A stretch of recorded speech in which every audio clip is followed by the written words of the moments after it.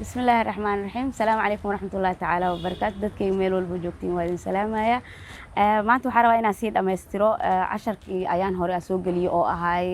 qofka negative thinkingkiis ama inuu si qaldan u fahmo waxa jiro mar walbo wax walbo iska soo horjeedaan waxna waxay leeyihiin positive waxna waxay leeyihiin negative so positive thinking wax la dhahayo jiro positive thinking mar walbo waxay la xiriirtaa kalsoonida qofka isku leeyahay qofka bini'aadamka kalsoonida waxa waaye door weyn waxay ka dhashaa soo u nool yahay isoo nolosha uga qayb qaadanayo waxa uu sameeyay dhan kalsoonida lagu sheegayana mostly inta badan waxay ku imaadaa khibrad ama wax la soo koray maxaa hore u soo sameysay maxaa jaanis lagu siiyay mujtamaca ku nooshahay maxaa lagu soo dhiirageliyay maxaa ku fail garowday maxaa ku najaxday yani wax kula soo koraayo waaye min yaraantaada so experience ahaan ku imaadaa kalsoonida laakiin kalsoonida maaha wax mar inta lagu aqriyo xifdisid ama hal mar waa sameyn kartaa inta lagu dhaho aad sameynaysid waxa waay wax u baahan in la soo dhiso muddo gudahaaga laga soo dhiso adigana aad dhistid noloshana qaabkay u socoto ay ku dhisayso inta badan marka kalsoonida ma ahan yani inta badan waxaan naqaanaa kalsooni inay tahay waxaas waa sameyn karaa waxaan waa yeeli karaa kan waa yeeli karaa ama waa muujin karaa kartideeda somehow intaas laakiin waxa ka sii muhiimsan how much ani is aqaana yani aniga shakhsi ahaan ilaa intee is aqaana waxa ku xumahay maxaa waaye waxa ku liita maxaa waaye waxa ku fiicanahay maxaa waaye waxa ku sareeyo maxaa waaye so kalsoonida horta badanaa waxay ku dhismataa in aad si xoogan u taqaanid wixii aad ku fiican tahay yani wixii aad ka lib gaaraysid waxaan waa ku fiicanahay waa ka lib gaari karaa qofkeedii ahay waa sameyn karaa whatever waxay ahaato dulqaad ha ahaato waxa ahaato yani qof maanta waxa jiro oo sabra qof kale ma sabri kariyo qof waxaan uu adkeysan kariya qofkan kale ma adkeysan kariyo qof yani wuxuu bixin kariya qofkan kale ma bixin kariyo يعني مصورة بدن واي أو نولش كسعده مركب قفك بناء أنت بدن وحق السوني سكر وقاضي كرته دمار أكتة هاي محاكو في عنت هاي كدي بحا بربر ليه خلاص عنايو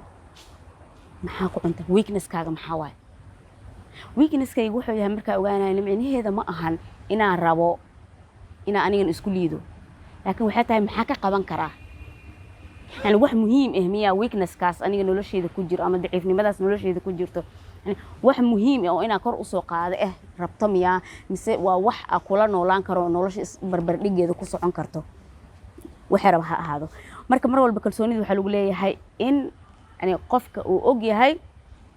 wuxuu qaban karo iyo wuxuu qaban karin inuu sabri karo nolosha wax ka imaanayo nolosha mar walba wax ka imaanaa am perception ka nolosha ka haystid aragtida nolosha ka haystid mar walba ku qaas way ku duwan tahay ni qof walba qaas ay u tahay qof walba si ugu duwan tahay marka mar walba kalsoonida waxay kor u qaadaysaa in qof kale aan lis barbar dhigin yani qof kale aan la raadinin dadkaaga la noolaaw ku dhax noolaaw laakiin ka dhax ogaaw ina ka gadisan tahay ka dhax ogaaw ina wax fiican oo iyaga kooda ka gadisan aa qaban kartid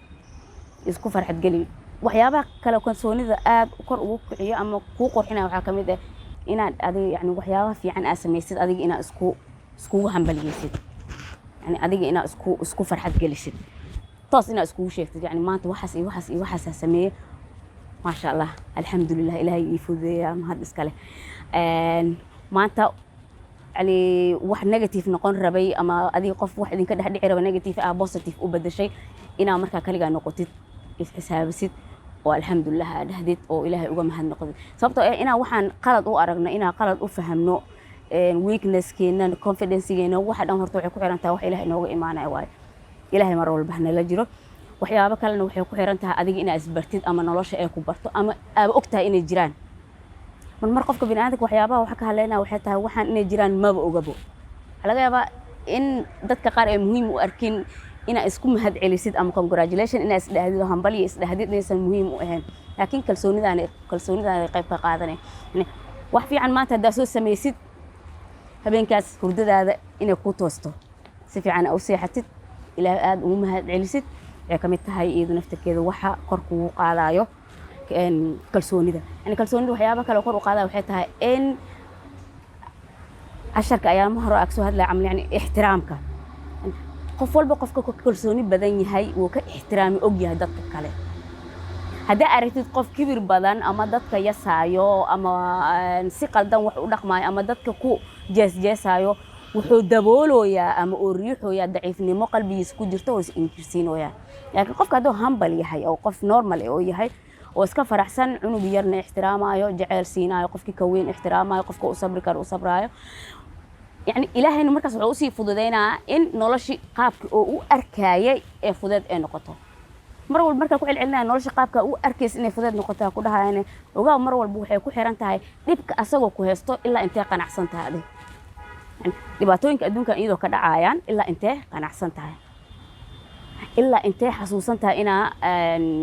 فعل القار أو أسمي سيد أو يعني فعل القار أذكارها قار أقرصت تقولي مركز سو بعيسيد markii oo labisanays yani waxyaabo oo yar yar oo waxa jiro oo qofka markii kalsoonidiisa si korodhabo xaq Ilaahayna oo u sii dhawaanayo so inta badan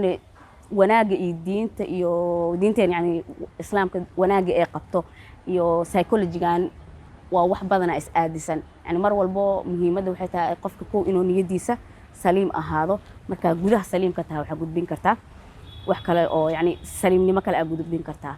marka mid kale oo aad oo waxad li rabo waxay tahay kalsoonida naftirkeeda hadee over noqoto yani extra hadee noqoto ziyaada hadee noqoto wax badan ay ka haleyneen laakiin waxa laga yaabaa inay ku gaarsiiso qofkan inuu wuxuu weaknesskiisa dhan inuu inkiro aniga waxaan ma sameyn kari waxaan qaladkan ma lihi ama hadii oo qalad arko meesha oo ka qeyran lahaa inuu daboolo wixii qaladkiyo sameeyay soo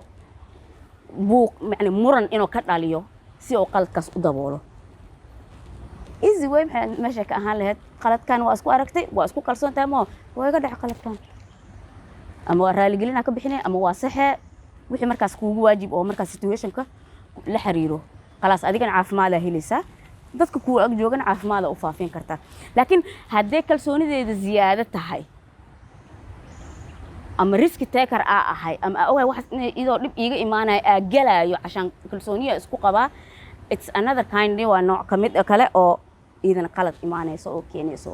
waxayna ii diidi doontaa ama ay ku diidi doontaa ina ogaatid hebel ama heblaayo maxaa ku liidataa oo yani mujtamaca oo dhankiisa uga liidataa oo ama kor u dhisi kartaa ama meeshooda ku dhaafan kartaa waxay rabtaa ahaado marka negative thinking hadii ahaan lahayd ama hadii ahaan lahayd confidence-gan ama kalsoonidan waxa way casharo aad u baaxad weyn laakiin la socdo nolosha bini'aadanka min markuu aqliyeesto ilaa iyo markiisa ugu dambeeyso oo weynaanayo marka wax maanta aniga inta ala soo fadhiistay ku kooban ma aha laakiin waxa way wax faham badan u baahan meelo badan laga aqri laga raadi u baahan anigana ilaa inta si faahfaahin karo casharada waxyaabo kale waa joogaa hadda noolaa caafimaad qabo haduu Ilaahay yiraahdo aad u mahadsantiin salaamu calaykum waraxmatullaahi wabarakaatuh